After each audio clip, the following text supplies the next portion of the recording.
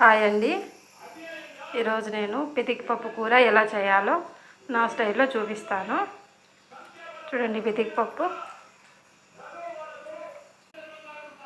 ఈ కర్రీకి కావాల్సినవి కొబ్బరి, అల్లము, తెల్లగడ్డలు, ఎర్రగడ్డలు, చెక్క, లవంగాలు, అల్లం అండి.